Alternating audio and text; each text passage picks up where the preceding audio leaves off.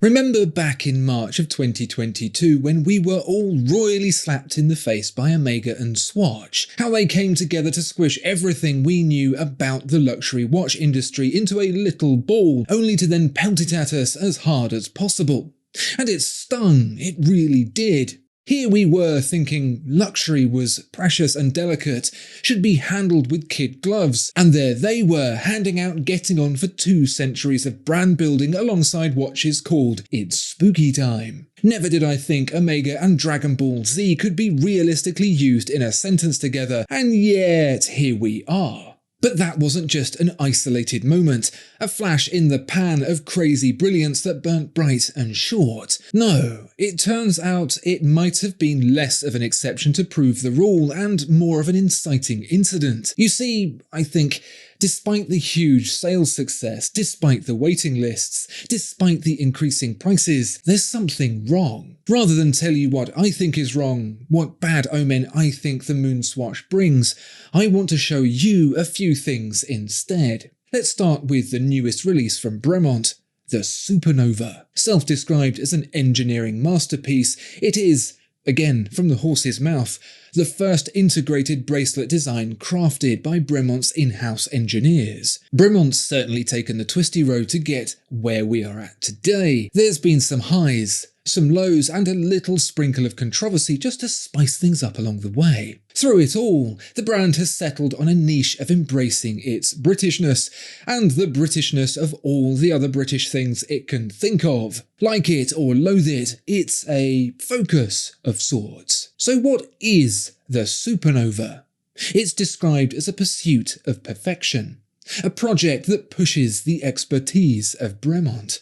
A watch worn by celebrity actor Mark Strong. You don't have to get too far down the list of benefits this watch brings to the industry before you arrive at that. I'll leave you pondering that whilst I move on to my next example, the Tag Heuer Mario Kart editions. One's £3,000-ish and the other £20,000-ish. Neither are small money for a watch that celebrates the driving escapades of the world's most famous Italian plumber. I'll admit, as an exercise in viewing from a safe distance, I rather like these watches. I enjoy whiling away the hours perfecting a beautifully timed cappy jump in the most recent Odyssey title. I've even had a go at some of the stupid hard levels created by fans in Mario Maker. I've never wondered what the little fella might look like karting around a tourbillon cage, but I'm glad I've seen it. I'm glad I've seen it in the same way I'm glad people have restrung a piano with guitar strings,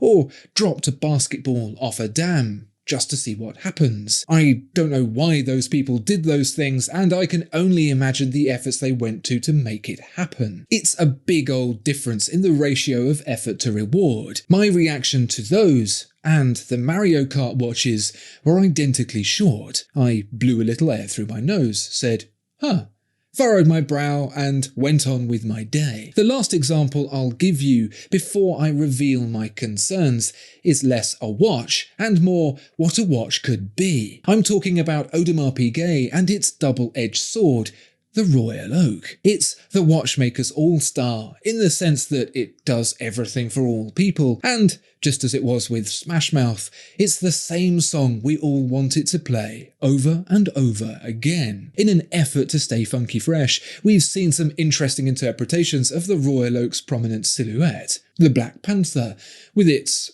unfortunate hand placement. The Music Edition, which attempts to find a synergy between outdated time-telling technology and the recording studio. The latest effort is by far the most surprising. Audemars Piguet have announced its latest design is for us to decide. Now, I don't know if you've met people, but I have, and I generally wouldn't take any kind of advice from them. And here we are, with a watchmaker that's furnished royalty with its wares, asking us what should happen next. Now, again, I like the idea. I like the idea like I like the MoonSwatch, like I like the thought of Bremont designing an integrated bracelet watch, and like I like the notion of not being able to tell the date because today is a mushroom instead. I like them enough to blow a little air out of my nose, say, huh, and furrow my brow before getting on with my day. But these aren't silly memes or a short TikTok. These are multi-million-dollar organizations sinking huge cost and time into tooling up on projects that are, let's be honest, a little baffling. We thought the MoonSwatch was a one-off, but really it's something more telling about the industry as a whole. Here's the situation. The people who saved the industry, the buyers who bought luxury mechanical watches after the quartz crisis nearly wiped them out, are getting older. They're being replaced by people who say things like sick and are getting face tattoos without the pressure of a violent cartel. And Switzerland doesn't have the first clue what to do with them. Imagine the phrase, "What do kids like these days?" but in French and or German. That's the industry's mantra right now. What can we do so we stay relevant? Well, there's copying other successful styles. That might work. There's Mario, people like him, and there's a Mario movie starring everyone's favourite generic Hollywood actor Chris Pratt coming out soon too. Or, worst come to worst, we'll just get the youth to design the watches themselves. What the MoonSwatch warned us is that Switzerland is at a bit of a loss for where to go next. Younger audiences just aren't buying luxury watches in the same way, or even at all. Never mind watches. Given recent ongoing events in the world, there's been a generational shift that's one of the biggest we've ever seen. The people of today and tomorrow are very different to the people who were here yesterday, and it's a puzzle the watchmaking brands are having trouble solving. Look at it like this. When you've spent the last 200 years building something, when you hold it aloft with reverence and admiration, when you carefully present it to the generations of tomorrow and all they can say is, "So?" it leaves you in a bit of a bind. There's no "here comes the aeroplane" way of feeding luxury watches to younger buyers. Actually, there could be. It might be pretending it's something else. It might be putting fun, colourful things on the packet. Or maybe, and this is the best kind of parenting, it might be to just let the kid choose whatever they want. That's never going to go wrong. That's what I think.